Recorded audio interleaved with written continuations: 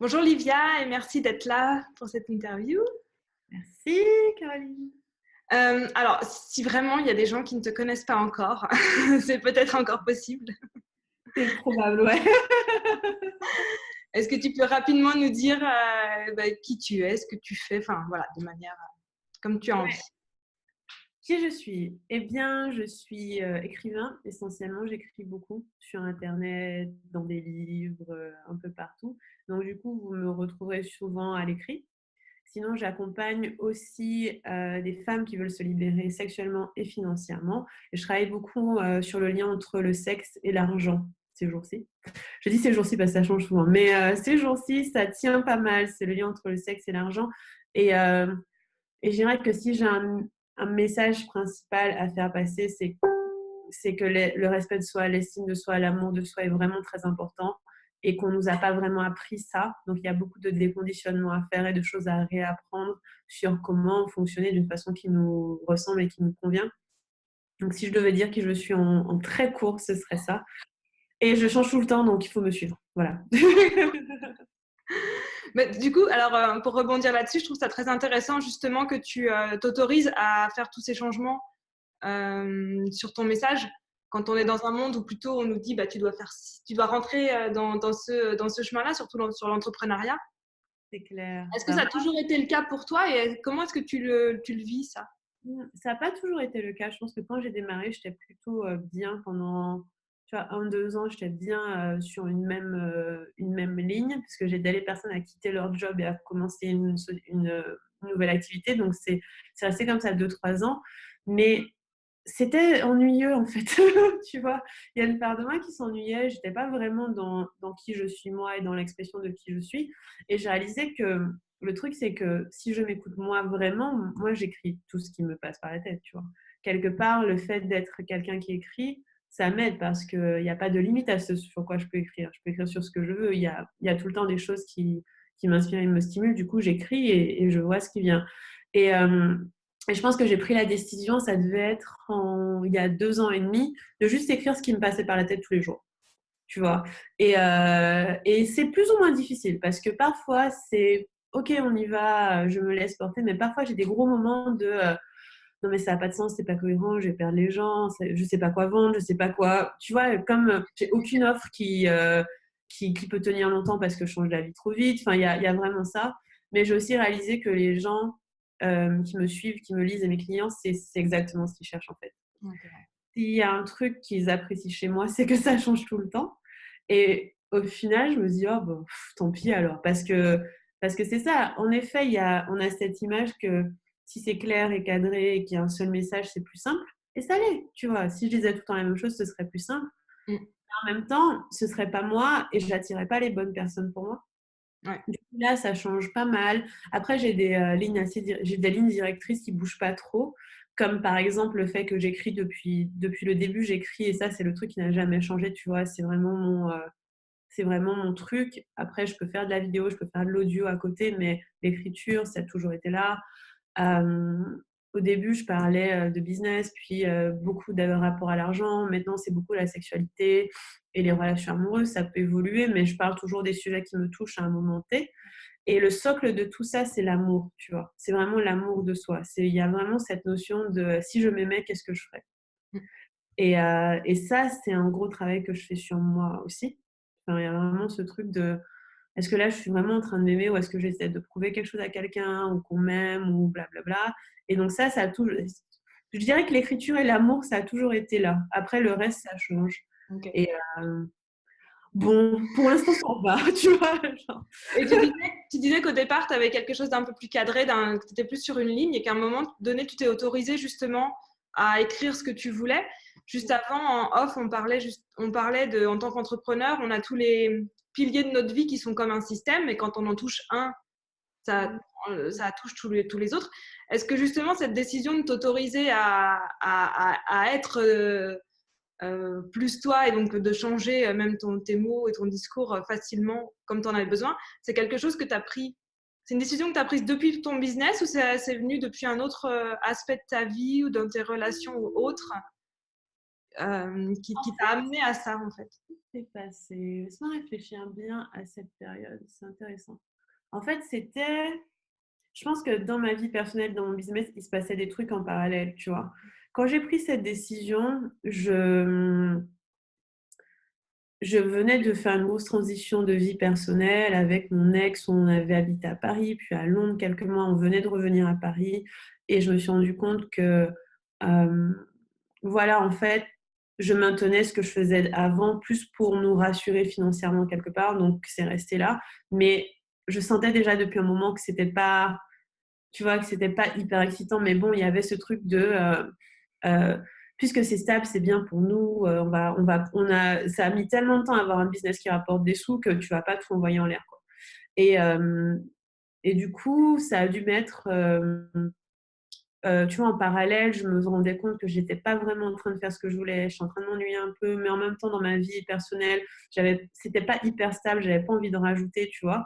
Puis un jour, je me suis dit, non, là, je suis en train de me retenir. Je sentais vraiment là, je sens que je suis en train de me retenir. Et ce qui s'est passé, c'est que je crois que ça devait être en 2016 en fait, ou en 2015, je sais plus. Ça doit être en 2016 que j'ai fait cette bascule.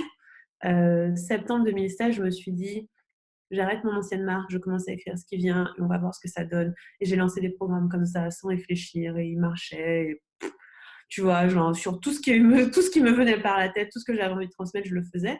Et mon couple n'a pas tenu en fait. Tu vois, c'est qu'il y a un endroit, c'est comme si j'avais enlevé une espèce de carapace et j'étais vraiment moi dans mon écriture. Et tu sais, à partir du moment où tu vois que tu es beaucoup plus toi dans un espace, tu réalises que tu l'es pas dans un autre. Ouais. Et, et autant j'étais libre dans mon écriture, dans mes ventes, autant je gagnais. Alors j'ai commencé à gagner beaucoup plus en termes de chiffre d'affaires, ça n'avait rien à voir avec avant. Et mon couple me semblait rigide à côté, tu vois. Genre, je me sentais pas ouverte, libre. C'était pas du tout. Enfin, j'ai commencé à comprendre comment. En fait, ce qui nous avait fait tenir jusque-là, c'est que j'avais pas une très bonne estime de moi, pour être honnête. J'avais pas vraiment réfléchi à si ça me convenait, si les choses étaient comme je voulais. Enfin, tu vois, j'avais pas pensé à tout ça. J'étais juste laissée porter. Puis à un moment, je me suis dit, mais en fait, mais ça colle pas. Enfin, ça va pas du tout.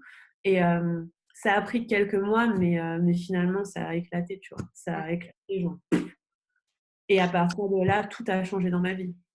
Ok, et après, ouais, donc d'avoir laissé éclater au niveau du couple, ça a eu des conséquences. Non, mais mon Dieu, c'était ouf, ça n'a rien à voir. Ma vie maintenant et ma vie avant, c'est le jour et la nuit, tu vois. Il y a vraiment une espèce de libération qui s'est faite. C'est comme si on m'avait tenue dans une armure pendant tout ce temps, tu vois. Et donc l'armure, je l'avais en business, mais aussi liée au couple parce que je voulais pas chambouler tout mon couple. C'est déjà dur d'être entrepreneur, mais après quand tu es entrepreneur qui va dans tous les sens, c'est un peu pire. Donc j'essayais d'être une bonne petite entrepreneur avec des produits qui vont bien et tout, histoire de pas. Et donc je me sentais comme une armure. Et puis quand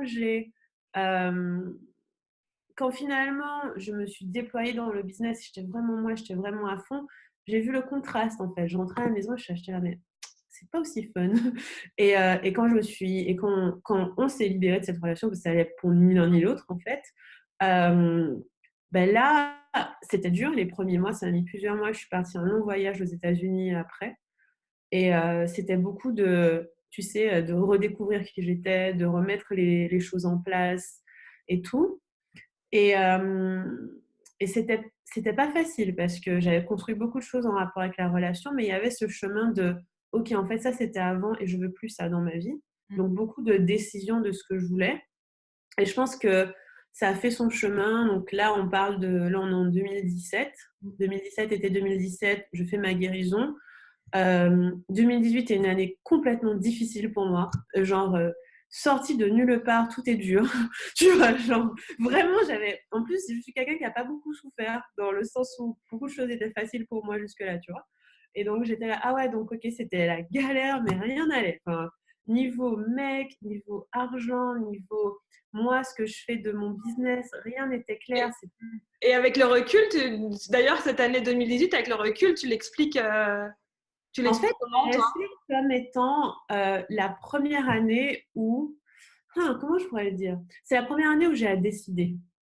Tu Ok. vois, En fait, je vois que dans les transitions de ma vie, même si j'ai pris des décisions radicales comme quitter un job, lancer des trucs, en fait, c'est l'année où j'avais zéro repère, j'avais plus de chemin tout tracé, il était pété. Parce que je commençais à me dire que je voulais vraiment travailler sur la sexualité et les relations, alors que j'avais travaillé que sur le business et l'argent. Donc, je me sentais pas forcément légitime. Après, j'ai réalisé que beaucoup de choses que j'avais fait en business avant n'étaient pas aussi solides que je croyais. J'ai réalisé que les relations sur lesquelles je comptais ne marchaient pas. Enfin, tu vois, beaucoup de choses. C'était comme s'il y avait eu un tsunami, en fait, qui a tout enlevé. Et donc, ça m'a mis première partie de l'année 2018, catastrophique, franchement. Enfin, pas catastrophique parce qu'il y a eu des très bons moments. Il y a eu des moments magnifiques. J'ai été au Costa Rica, à Hawaï, j'ai eu des super moments et des moments complètement déprimants, tu vois. Genre, toute seule dans le noir à me dire, mais qu'est-ce que je suis en train de faire? Et puis, mi-2018, j'ai quitté, j'habitais à Londres à l'époque, j'ai fait beaucoup Londres, Paris comme ville. Donc, j'habitais à Londres à l'époque. Et en 1er juillet 2018, ouais, je suis arrivée au Portugal. Là, j'habite au Portugal.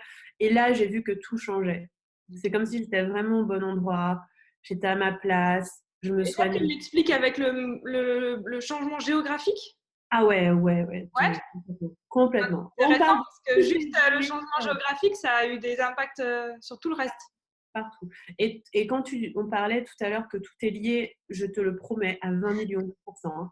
Parce que je suis arrivée ici, ça m'a mis un peu de temps à me faire mes marques. Il y a eu encore des trucs difficiles, quelques galères et tout. Et puis il y a un moment où je me suis dit, pause, je fais rien pendant 3 mois. Donc je crois que de septembre à novembre, je n'ai pas publié sur ma page, enfin un peu, mais pas autant qu'avant. J'ai écrit quand même ma newsletter quasiment tous les jours. J'ai fait un peu de story Instagram, tu vois. J'étais vraiment genre, je partage ce qui se passe pour moi parce que j'aime bien documenter, mais c'est pas, je produis pas là. J'essaie de voir qui je suis, tu vois. Et j'ai brûlé métaphoriquement tout mon business. C'est-à-dire, je me dis, je recommence tout de zéro et je vois ce que ça donne. Et c'est seulement là, fin 2018, donc tu vois, 2018, c'est une année costaud, fin 2018, mais c'est absolument magnifique. Tout se met en place, mais brique par brique, tout seul. Donc, décembre, je fais un lancement avec l'une de mes meilleures amies, Jess, que tu connais, le lancement le plus facile de la Terre. Je ne sais pas comment on a fait. On a dû gagner, je ne sais pas, 30 000 euros en 5 jours avec 3 posts et 2 lives. Et est-ce qu'on a lancé notre mastermind, notre premier mastermind, et on était là, bon, vas-y, on l'a fait. Et c'était fluide et c'était facile. Et notre collaboration aussi, autre chose à penser. 2018, du coup, comme j'ai tout rasié, c'est là où j'ai réalisé que j'avais besoin des autres. Parce qu'avant, Tu avais ce côté, je vais tout faire toute seule. ah ouais, avant, personne n'est assez bien pour m'aider, tu vois. C'était un peu le truc, genre, je peux compter sur personne, je suis la personne qui sait tout. Et il y a une autre grosse transition qui s'est faite, et c'est celle que j'oublie, mais qui est fondamentale, c'est que comme j'ai eu beaucoup de hauts et de bas, j'ai dû compter sur les autres beaucoup plus qu'avant. Mais pour des trucs que j'aurais jamais pensé nécessaires, tu vois. Parfois, c'était je suis en galère, je sais pas pourquoi, toutes mes cartes, à un moment, aucune de mes cartes ne marche, tu vois. Et je me dis, putain, j'ai pas d'argent, je peux pas vivre, comment je fais? Tu es obligée de demander à un ami de te filer 200 euros. Le truc qui m'était pas arrivé depuis que j'avais 22 ans, tu vois. Et plein de trucs comme ça. Et donc, du coup, c'est une année où j'ai beaucoup compté sur les autres. Et en bien, tu vois, enfin, je me suis un peu habituée. Décembre, on fait ce lancement, tout est fluide. Je travaille en parallèle sur mes relations aux hommes. C'était toujours beaucoup en parallèle, tu vois, parce que ma relation avec mon ex a beaucoup influencé ma relation avec l'argent. Parce que lui prenait beaucoup moins de risques que moi, alors que moi, j'ai beaucoup moins peur. Mais je me suis beaucoup bridée. Donc, tu vois, il y a beaucoup de choses que j'aurais pu faire que j'ai pas faites parce que j'étais pas vraiment moi. Donc, j'ai commencé à travailler ça en même temps rapport aux hommes. Et puis, janvier, je travaille sur le manuscrit de mon deuxième livre, parce que aussi j'écris des livres, donc je l'ai dit au début. Manuscrit de mon deuxième livre, et c'est vraiment important pour moi qu'il soit terminé pour qu'on commence à l'éditer. Et en même temps, je me dis, ok, cette année, c'est ma meilleure année financière, je l'ai décidé, tu vois. Je sais pas comment, je sais pas pourquoi, mais je l'ai décidé. C'est l'année où je rencontre l'homme de ma vie. C'est l'année où je trouve là où je vais habiter à Porto, c'est maintenant. Et c'est trop drôle parce que c'est vraiment comme si des espèces de rouages se mettent en place et je les vois, tu vois. 2 février, j'ai rencontré mon chéri avec qui on est depuis 6 semaines et demie maintenant. Et ces gens, on va se marier, c'est bon, tu vois. On a décidé ça, jour 5, c'était réglé. Non, mais c'était genre, ok, bon, bah, c'est toi, merci. Très très heureuse de t'avoir rencontré. Maintenant, c'est parti. C'est le père de mes enfants, c'est mon mari, c'est réglé. Ça s'est fait hyper fluide, de façon hyper fluide. Niveau vie quotidienne, honnêtement, j'ai jamais aimé un endroit comme j'aime là où j'habite maintenant, tu vois. Cette ville, elle est trop bien. Pour avoir beaucoup déménagé, j'avais jamais vécu ça. Et là, ce qui est intéressant qui se passe en business et qui est lié, et ça peut être intéressant pour les personnes qui regardent aussi, c'est que maintenant que beaucoup de choses sont à peu près fixes, c'est-à-dire que c'est bon, j'ai trouvé mon chéri, je sais que j'habite à Porto, même si on va sûrement déménager, alors c'est comme si je pouvais me permettre de laisser remonter d'autres choses, tu vois, à travailler. Et tu parlais des émotions, c'est comme si j'étais dans un espace sain, tu vois, protégé, pour laisser remonter des émotions. Donc, il y a beaucoup d'émotions qui datent de hyper longtemps qui remontent et des choses que j'avais enfouies qui remontent, qui sont liées à mon passé, à mes relations avec les hommes, à la sexualité, aux choses sur lesquelles j'écris, etc. Et je traite ça. En même temps, dans cet espace de sécurité, ce qui fait que ça va affecter mon écriture, parce que j'écris beaucoup sur ce qui se passe pour moi, et ça affecte mon business aussi, parce que je commence à prendre des décisions, comme par exemple là, j'ai décidé que d'ici quelques mois, on allait surtout vendre des livres, et non plus des programmes comme avant, ce qui est un gros changement parce que c'est pas le même modèle économique du tout. Tu vois, c'est pas... Et donc, du coup, il y a un peu ce... Ok, on sait pas trop comment on va faire, mais bon. Donc, il y a ça, il y a aussi le fait de parler encore plus de sexualité, de relations, alors qu'en 2018, j'étais encore un peu timide. Même si j'ai beaucoup écrit, c'était pas encore aussi affirmé, maintenant ça l'est. Et donc tout ça, toutes les choses qui étaient peut-être un peu fragiles avant commencent à remonter et je sais que ça se met en place. Donc c'est ça qui est bien aussi, c'est que quand tu as des choses qui se mettent en place, ben, le reste peut s'organiser autour. Donc ouais, là, mais ce changement géographique, il a, oui. D'accord, c'est intéressant. Puis du coup, il y a aussi ce que j'entends, tu me dis dans 2018, il y a eu ce côté où tu as dû aller vers les autres, demander de l'aide et donc chercher cette connexion en tout cas aux autres pour comme maintenant construire cette base qui est beaucoup plus solide. Ça s'est passé comment pour toi le fait de justement créer cette connexion, cette vraie connexion vers les autres parce que des fois on... J'ai pas aimé du tout. Hein. Ça m'a pas plu. Honnêtement, c'était vraiment galère parce que tu vois, je suis l'aînée de ma famille, j'ai toujours tout fait bien toute seule, je gère tout. Parmi mes amis, c'est moi qui suis à la fois celle qui a l'air complètement dingue, à la fois qui a tout sous contrôle, tu vois. Enfin, je contrôle bien et tout. Et là, rien n'était sous contrôle, mais rien. Et je sais pas comment ça arrivait, mais je pense que j'ai commencé à dire à mes amis doucement que ça n'allait pas. Et j'ai plusieurs groupes d'amis très proches, mais qui sont pas forcément, qui se connaissent pas les uns les autres. Et je pense que je crois que mes meilleurs amis d'enfance, ils ont su que j'avais des soucis depuis le début de l'année. Ils l'ont su en mai. Okay. Ils m'ont engueulé. Ils m'ont fait ouais, comment tu peux faire ça? Tu crois qu'on est tes amis que quand ça va bien? Pourquoi tu nous dis pas quand ça va pas? On peut même pas t'aider. Je me suis fait engueuler parce que j'ai pas demandé de l'aide. Et quelque part, c'est vrai parce que du coup, je les laissais pas être des amis pour moi. Et après, j'aurais dit ok, je vous promets qu'à partir de maintenant, je vous dis quand ça va pas et tout. Ils ont vraiment été là pour moi. Et c'était plus, je devais me forcer à leur dire ouais là ça va moyen et avoir leur écoute. Et pour des choses qui étaient variées, tu vois, parfois c'était juste un coup de blues, parfois c'était je suis perdue dans mon business. Et c'est pas comme s'ils me donnaient des conseils, mais ils étaient juste là. Et puis j'ai eu ma mère qui m'engueulait pareil. Pourquoi tu nous dis pas quand ça va pas? Non, non, non, non, non. Tu gardes tout pour toi. Moi, je m'inquiète chez moi. Je sais pas ce qui t'arrive. J'arrive pas à dormir la nuit. Parce qu'elle sait pas ce que je lui dis pas. Et donc voilà, il y a eu des trucs comme ça. Et puis, au fur et à mesure, je me suis rendu compte que demander de l'aide, c'était pas affirmer que j'étais pas capable. C'était pas affirmer que j'étais faible. C'était de dire que je suis pas toute puissante, tu vois. Et je pense que ça m'a beaucoup rapprochée des autres parce que pour beaucoup de personnes, j'avais tout sous contrôle et à partir du moment où j'ai commencé à dire que j'avais pas tout sous contrôle, il y a beaucoup de choses qui se sont passées. Donc il y a ma famille proche, on a eu des hauts et des bas parce que ça a aussi causé des distances où je me suis dit: «OK, là, je m'occupe de moi, débrouillez-vous tout seul parce que là, le fait de m'occuper de vous aussi plus moi, ça va pas» et ça a fait des distances qui après ont donné beaucoup de responsabilités à chacun et qui nous ont rapprochés. Je vois avec des lecteurs et des clients aussi. J'ai beaucoup de clients qui avaient plein de choses en retard du coup parce que c'était catastrophique et qui étaient hyper patients, hyper compréhensifs, tu vois? Et ça a calmé un truc à l'intérieur de moi. Je me suis dit: «Ah non, mais tu as pas besoin d'être parfaite» et moi, j'ai toujours été parfaite. Moi, j'avais 20 sur 20 tout le temps. Je comprenais pas. Quand j'avais 17, je pleurais, tu vois? Et et arriver à me dire: «Non, mais j'ai pas besoin d'être parfaite et de faire tout bien pour qu'on m'aime», Mmh. bah, c'était vraiment ça m'a vraiment soignée et aussi me dire qu'au pire, si les gens sont pas contents, je peux réparer, tu vois? C'est Ouais. pas grave, en fait. C'est si, et j'ai dû gérer des conséquences comme ça et je me suis dit: «Ben, je vis ce que j'ai à vivre et je gère les conséquences, c'est pas grave». Et du coup, aujourd'hui, après avoir passé ce cap-là, ça te permet de prendre des décisions ou de faire des choses différemment, justement? D'avoir Mmh. plus de t'autoriser à pas être parfaite et Ouais, en fait, je crois qu'il y a un truc il y a beaucoup de choses qui se sont arrêtées, je pense, subtilement. Je pense qu'il y a plus le désir de prouver aux autres ma valeur. Il y a le: «Moi, c'est comme ça et si tu es pas content, c'est pas grave».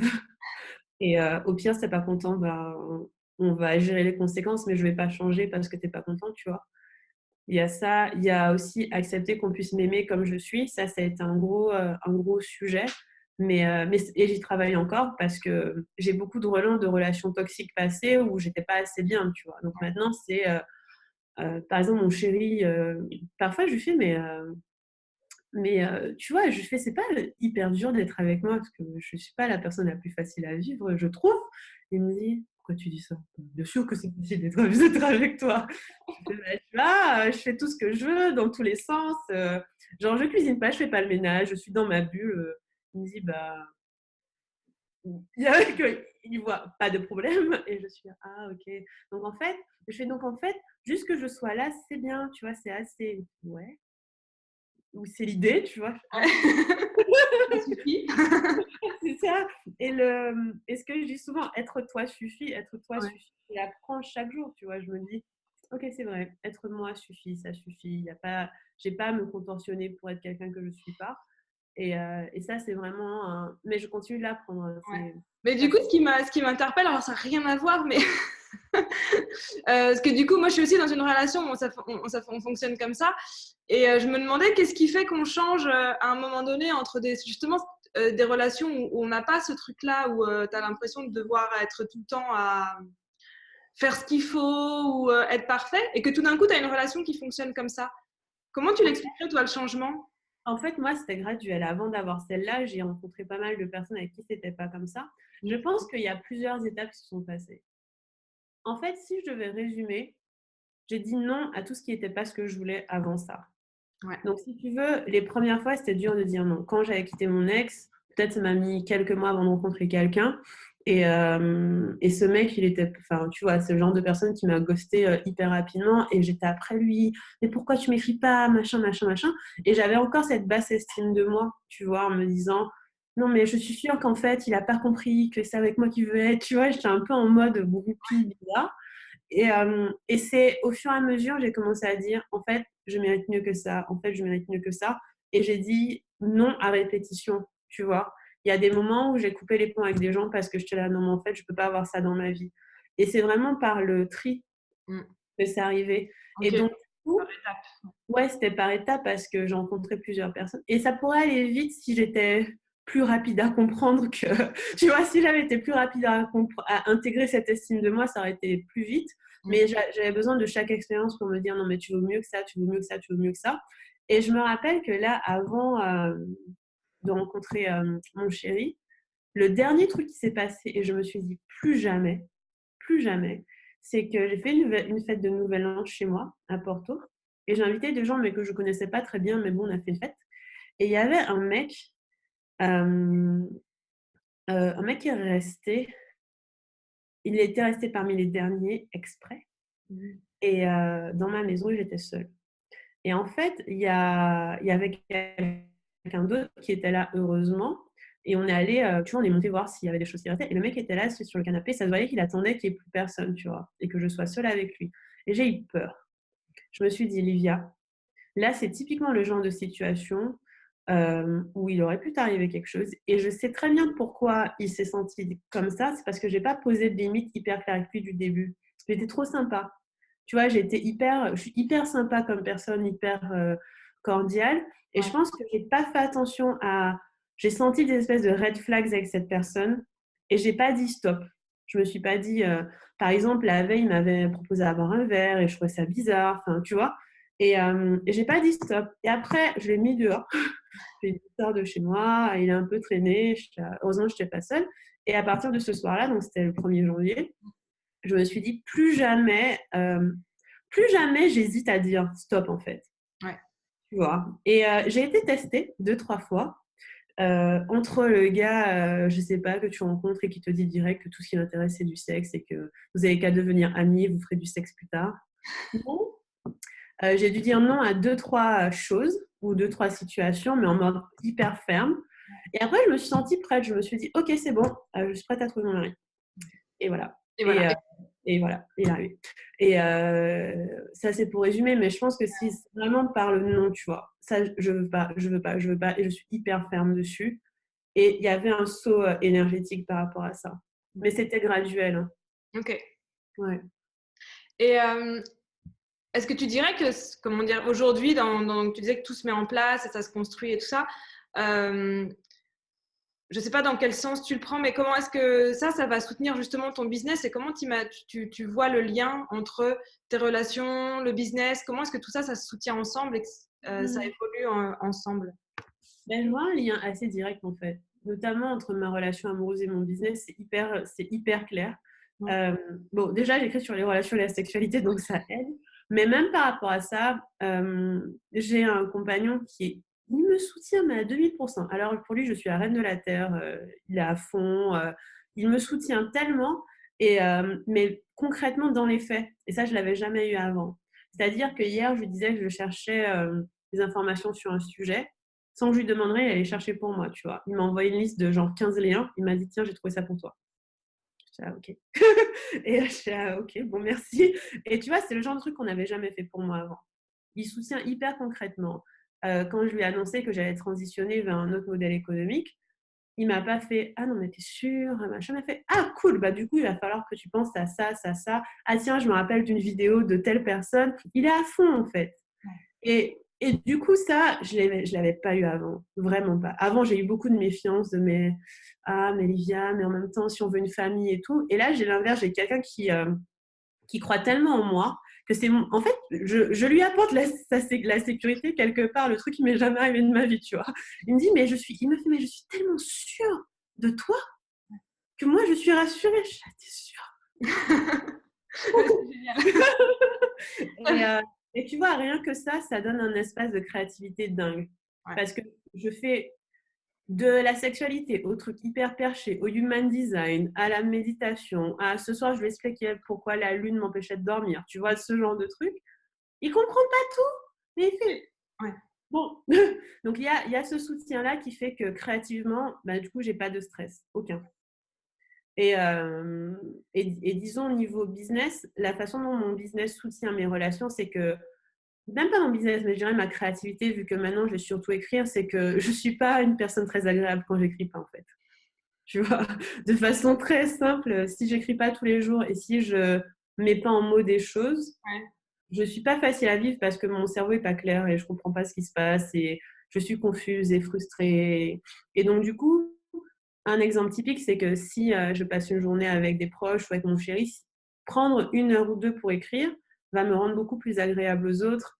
Et le fait d'avoir créé quelque chose, le fait de me sentir aussi quelque part en train de produire, j'aime bien travailler, tu vois. Et donc, quand je me sens en train de produire, de créer, de faire une différence dans la vie des gens, quand j'ai cette espèce de boost d'adrénaline de me dire « Ah ouais, là, j'ai fait un truc bien », après, je suis mieux avec mes proches. Mais si tu me mets, je sais pas, 1 semaine en vacances, sans carnet, sans truc, sans ordi, sans rien, c'est désastreux. J'aime pas du tout. C'est pour ça que je me déconnecte jamais, en fait. Les gens disent détox digital, ça marche pas. Pour moi, c'est l'inverse. Tu vois, donc, tu vois, il y a ce truc de. Ouais, mais du coup, ça soutient vraiment, c'est pas un problème. Ouais. Non, c'est pas du tout un C'est ça qui problème. est intéressant en fait de voir. Pas du tout addict non plus, parce que ce que je vois, c'est que tu as des personnes qui sont assez accros à au fait d'être visible et d'être vue. Moi, je le suis pas du tout. Je m'en fous complètement. De toute façon, j'écris pour moi, donc en fait, mon truc, c'est que je fais les trucs pour moi. Et si les autres veulent regarder, c'est eux, tu vois. Ouais. Tant mieux. Et donc, il y a vraiment ce truc pour moi, créer, même mon business, avoir la fierté de faire ce business, avoir la fierté de créer de l'argent, tu vois, aider les gens, avoir tout ça qui rentre dans ma vie, ben, ça me nourrit et ça me permet d'être là pour les autres.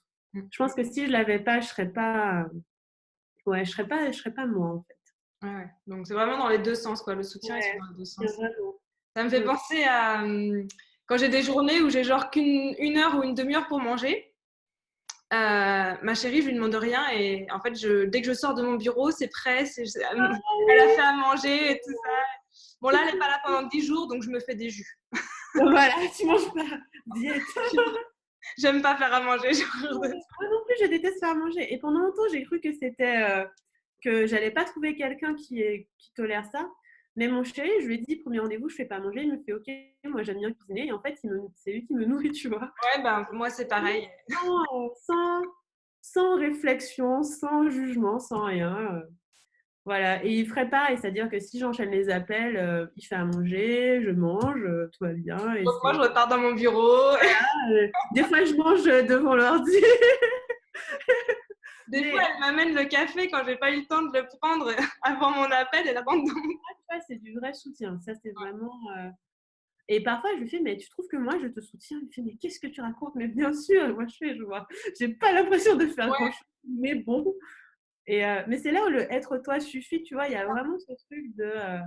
Parce qu'en fin de compte, ouais, lui, il est lui quand il fait ça et toi, t'es toi d'une autre manière, en fait. Lui, il est lui quand il fait ça. Il me fait, de toute façon, je dois manger. Et puis, j'aime bien, donc il fait à manger, tu vois. Et je pense il y a vraiment.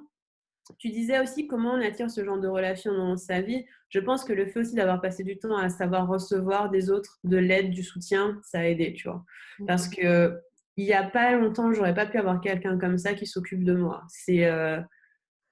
Et encore maintenant, c'est hyper bizarre. Je me dis, pourquoi il me demande ça? Par exemple, tout à l'heure, il me disait, oui, est-ce que tu vas à ton bureau aujourd'hui? Je fais, je sais pas encore, ça dépend quand je fais mes affaires. Il me fait, ah, parce que sinon, je peux te déposer. Je dis, pourquoi il veut me déposer?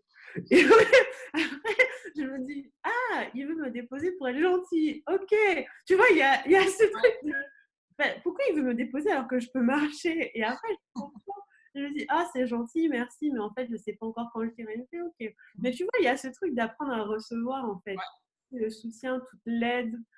J'ai pas hyper l'habitude, en fait. Mais ça, j'apprends. Donc, c'est bien. Ouais, je comprends. Pour moi, c'est aussi passé par. Il y a un moment donné où j'avais besoin de comprendre ce que moi, je faisais, comme Ouais, que moi, je fais pour elle, en fait, qui est naturel pour moi, du coup, je le vois pas. ouais, C'est ouais. intéressant. Et à un moment donné, je me disais, mais je vais être sûre quand même que ça soit bien dans les deux sens. Moi aussi, je pose la question, tu vois. Ouais. La question, donc c'est bien, ouais. Mais c'est ça, t'as pas besoin d'être quelqu'un d'autre. Et ça, il y a un gros rapport avec le business parce que du coup, euh, ça, dans ma relation, ça m'apprend beaucoup qu'en business, ben, j'ai rien besoin de faire ou d'être en fait. Et ça, c'est un peu plus dur à appliquer, je trouve, parce qu'on a toujours ce truc de mais pourquoi on va me payer pour ça? Euh, enfin, en gros, tu te dis, mais c'est pas logique. Mais en fait, ça l'est. Parce que plus t'es toi, plus énergétiquement, les gens, tu vois, ils sont attirés à toi et puis ils te font confiance et ainsi de suite. Donc, ouais. Et du coup, comment est-ce que tu mets des mots là-dessus d'ailleurs pour toi? Parce que comme tu sais, en business, on est censé expliquer ce qu'on fait, que ça soit clair. Comment est-ce que tu mets des mots là-dessus pour toi pour Pour ce que vendre? je fais, pour vendre, Bah, où est-ce que tu dis moi, je vends tout le temps des trucs différents, donc il faut suivre. Déjà, c'est que si, je pense que, quoique, j'allais dire, si on me suit pas, c'est plus dur, mais il y a des gens qui me découvrent et genre pile au moment où ils ont besoin. Et en fait, je pense qu'à posteriori, j'arrive à avoir des fils rouges, mais souvent, ce que je transmets, c'est ce que j'ai appris récemment. Tu vois, c'est ma dernière étape en fait. Et donc, du coup, quand j'ai été à fond dans ma spiritualité, que j'ai débloqué 2, 3 choses, j'ai fait un programme dessus, ça a aidé beaucoup de gens. Et ma façon de vendre, c'est de dire, ben voici ce que j'ai appris, je peux te l'apprendre. Parce que je pense que le talent que j'ai, c'est que j'arrive à prendre des concepts assez compliqués, à les simplifier, tu vois. Il y a ce truc un peu, je pense que j'ai cette pédagogie-là. Et donc, des sujets que les gens veulent pas, ont un peu de mal à comprendre ou des liens qui sont un peu compliqués, moi, j'aime bien mettre des mots dessus. Et quand je vais vendre, souvent, là, je vends beaucoup moins de programmes par rapport à avant, tu vois. Mais si je devais vendre un programme ou même vendre un livre, c'est souvent, ben, voici ce que j'ai vécu et si tu veux obtenir le résultat que j'ai obtenu, ben, voici ce qu'il faut faire, tu vois. Et c'est assez lié à ça. Après, à chaque fois, c'est différent. Ça, c'est pas évident. Mais les gens qui achètent chez moi, ils achètent pas souvent pour des raisons rationnelles, tu vois. Ils achètent pas parce qu'ils se disent, Livia va me faire arriver à un point B, machin. Ils achètent parce qu'ils savent que d'une façon ou d'une autre, leur vie va changer. Mais ils Ouais, savent pas comment. tu passes pas par le truc super marketing de j'ai une promesse qui va dire ça, qui va t'amener là. Je le sais, mais je le précise. Non, C'est parce qu'à chaque fois que j'ai fait ça, après, ça m'est revenu dans la figure en mode oh, t'as pas tenu ta promesse. Donc, ouais, moi, je suis pas capable. Hein. Je me rappelle même pas. Quand je fais un programme, je me rappelle même pas ce que j'ai mis sur la page de vente. Tu vois, je me rappelle pas que j'ai écrit. Je l'ai écrit il y a 3 semaines. Je sais plus ce que j'ai vendu moi. Mais ce que je vends, c'est un espace-temps avec moi. On va dire ça comme ça. C'est-à-dire que ce soit. Et c'est vrai. Si c'est joli ce que je viens de dire. Ah, c'est que si je devais résumer toutes mes offres, c'est un espace-temps avec moi. Soit ça va être avec des vidéos, soit ça va être avec du texte, soit ça va être en retraite, mais c'est un espace-temps avec moi et dans cet espace-temps, je ne sais pas ce qui va se passer. J'ai une intention de départ, j'ai une idée des résultats, mais je ne fais pas de promesses aux gens parce que quand je fais des promesses aux gens, en fait, la vérité, c'est que la seule promesse que je peux faire, c'est de faire ce qui est juste au moment T. Et parfois, faire ce qui est juste au moment. Mais j'ai des histoires abracadabrantes. Hein. Par exemple, j'ai un programme que j'ai commencé en mars 2018. Il n'est toujours pas fini. Il devait durer 3 mois. Et j'essaie d'expliquer à mes clientes qu'en fait, j'ai juste pu faire le contenu qu'au moment où c'était juste. Et donc, il y a cette notion d'espace et de temps. Mais même l'espace-temps, il bouge, tu vois. Et j'ai des clientes aussi. J'ai une cliente récemment qui, elle, ce qu'elle achète chez moi, c'est cette expérience du chaos, tu vois. C'est cette expérience de, ben en fait, ça change et c'est flexible et j'aime bien. Je fais bon. Et donc, tu vois, il y a quand même, faut se dire qu'il y a des gens attirés partout. Et donc, mes clients sont attirés par cette mouvance, cette énergie où on va juste suivre ce qui est juste au moment T. Et donc, vendre, moi, je sais pas, hein, je raconte juste ce qui est vrai là. Voilà. Et après, demain, c'est sûrement plus le cas. Mais bon, c'est pas grave. juste avant de commencer, on parlait aussi de juste cette énergie, je sais pas si on peut, enfin sexuelle, en tout cas ces sensations qui sont proches de sensations orgasmiques que tu peux avoir quand tu es après un projet ou après avoir vraiment passé. Moi, je dis, ça veut pas dire grand-chose, mais genre quand tu fais un saut plus dans l'invisible, il y a un truc qui se passe à l'intérieur de toi. Et je trouve qu'après, on a ces sensations-là. Est-ce que tu peux donner soit ton expérience ou ton avis là? En fait, c'est complètement lié parce que les énergies sexuelles et créatrices, en fait, c'est la même énergie. L'énergie sexuelle et l'énergie créative, c'est la même. C'est celle qui est dans ton chakra sacré au niveau de l'utérus, tu vois. Si on utilise les codes hindouistes, j'imagine que c'est ça. Oui. Et donc, du coup, dans beaucoup de cas, même si tu regardes d'autres choses comme le Tao ou le Tantra, l'énergie qui circule dans ton corps, ce qu'on appelle life force energy, l'énergie de vie, c'est l'énergie qui crée. Et la sexualité, c'est par définition l'énergie qui crée de base, c'est elle qui crée la vie. Et donc, souvent, quand tu vas créer, par exemple, quand j'ai fini mon dernier livre, j'ai fini, c'est pas trop drôle, j'ai fini mon livre le jour où j'ai rencontré mon mec. Le 2 février, j'ai fini et j'ai rencontré, voilà. Et en fait, cette espèce de sensation que tu as de mettre au monde quelque chose, de créer quelque chose, tu as fait circuler beaucoup d'énergie créatrice et tu arrives à la fin où là, j'ai fini. C'est le même genre d'euphorie ou de relâche que si tu avais du plaisir sexuel. Tu le sens peut-être pas aux mêmes endroits, mais moi, j'ai vraiment senti tu sais, cette espèce de montée tu sais, tu montes un peu en hauteur, tu ne comprends pas trop ce qui se passe, il y a des trucs qui se passent dans ton corps, tu es hyper content, tu as le monde autour de toi, tu vois les choses différemment, c'est hyper puissant, c'est la même en fait. Et ça veut dire que l'une peut nourrir l'autre. C'est-à-dire que ton énergie sexuelle peut nourrir ta créativité, et ta créativité peut nourrir ton énergie sexuelle. Donc tu peux, par exemple, il y a des exercices pour faire circuler l'énergie dans ton corps et l'utiliser pour créer. Tu vois, il y a des gens qui ont écrit des bouquins entiers en recyclant leur énergie sexuelle. Donc, plutôt que d'avoir un orgasme externe, on va dire, tu donnes l'énergie, tu la fais circuler dans ton corps, tu la fais monter, descendre en suivant tes chakras, et tu peux utiliser cette force pour créer des choses dans le monde. Tu peux même l'utiliser pour manifester, pour la loi de l'attraction. Tu vois, te dire ton voix. Moi, je fais ça souvent hier soir, j'arrivais pas à dormir. Et je sentais l'énergie qui bougeait dans mon corps. En plus, c'est à pleine lune. Et donc, du coup, je me suis dit, je sens beaucoup d'énergie qui bouge. Ben, j'ai envoyé des demandes à l'univers, tu vois. Donc, j'ai demandé beaucoup de choses hier soir où je sentais qu'il y avait beaucoup de vibrations. J'ai envoyé. Donc, ça aussi, tu peux le faire pour créer des choses dans la matière. Il y a vraiment, c'est fascinant. Ça, c'est un truc que je suis en train d'étudier en ce moment. Donc, d'ici quelques temps, je pense que je serai capable de. Parce que moi, ma manière de. J'utilise pas. Enfin, sûrement que c'est la même quelque part. Moi, je l'utilise avec les. J'appelle ça les émotions, mais en fait, je pense que c'est à peu près la même chose parce que quand je visualise, quand je fais des demandes et que je visualise quelque chose, je vais pas visualiser comment ça commence. Enfin, tu sais, tu visualises pas le chemin parce que ça marche jamais de toute façon. Faut visualiser l'objectif. Ouais. Et tu mets justement cette émotion positive ou cette énergie-là comme si c'était déjà fait. Exactement. Et plus tu la ressens vraiment fort, et plus ça visualise, enfin ça crée vite quoi dans la matière.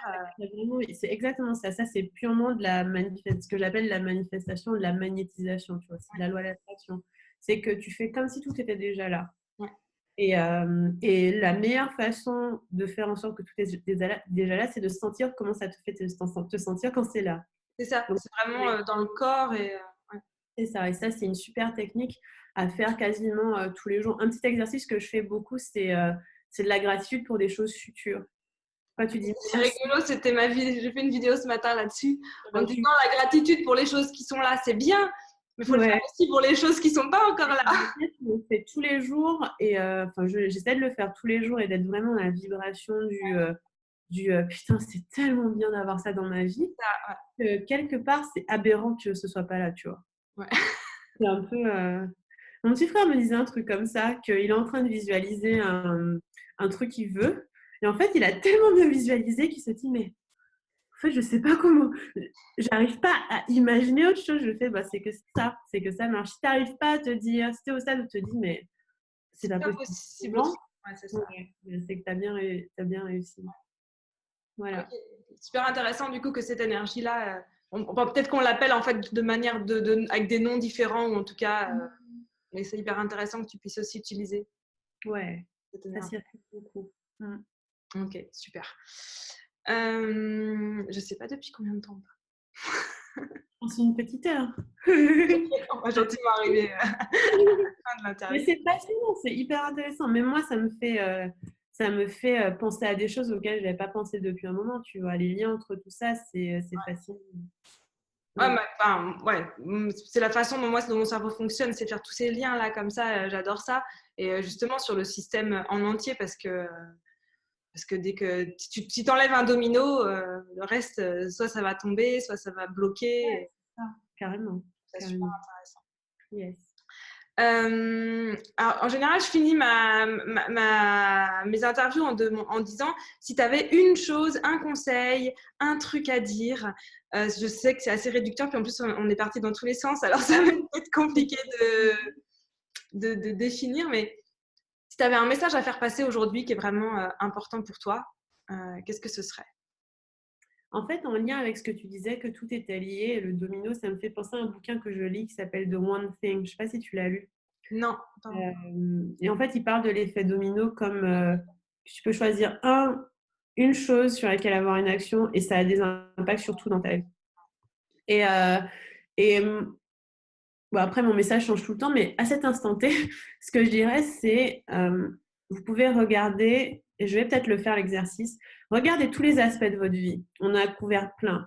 Ça peut être relation amoureuse, relation familiale, relation amicale, environnement physique, sexualité, business, créativité, si les deux sont pas confondus pour vous, et regardez là où vous n'êtes pas encore au top de vous-même.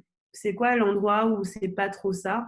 Et peut-être une chose à faire après cette vidéo pour aider à faire remonter ça. Parce que je pense qu'en effet, si vous faites une action importante dans l'un de ces domaines, ça va impacter tous les autres. Et ça peut être que, en général, petite piste, c'est quelque chose à lâcher. Enfin, j'ai remarqué que les gros changements, ils viennent qu'on abandonne quelque chose, pas qu'on crée quelque chose. Parce que la création se fait de toute façon, mais il y a toujours un truc à lâcher. Et choisissez un truc à lâcher dans un de ces domaines-là, et il y a beaucoup de choses qui vont s'aligner. Je vais faire l'exercice aussi. Ouais, tiens, je vais le faire aussi, ça fait un moment que j'ai pas fait ça. Mais c'est souvent, et ça peut être un truc à faire un peu chaque semaine. Qu'est-ce que je dois lâcher? Qu'est-ce que je dois lâcher? Parce que c'est comme ça qu'on fait la place pour autre chose après, quoi. Ouais. Et c'est hyper intéressant et du coup, moi, ça résonne sur beaucoup de choses que je fais avec des clients. C'est que des fois, on vient me voir pour genre un problème, je sais pas, un problème business, puis t'essayes de régler ce problème et puis t'essayes très fort et il se passe jamais rien. Alors qu'il suffit d'aller voir là, tu changes un petit truc de l'autre côté, genre, ouais, ta relation avec tes enfants, par exemple, tu changes un petit truc de ce côté-là et puis après, ça marche. Ouais, après, c'est fluide, c'est ça. Donc, voir l'endroit où voilà, il y a peut-être une action à faire, un truc à lâcher, et ça peut faire un impact. Ouais. Très bon exercice. Merci beaucoup, Livia. Merci à toi, Caroline. Je suis super contente de cette interview. Super fun. Merci. Et attends, t'en vas pas comme ça. Pour les autres vidéos, il suffit de t'abonner à la chaîne par là ou par là ou par là. Tu vas trouver. Je te fais confiance et on se voit très vite pour des prochaines interviews. Salut!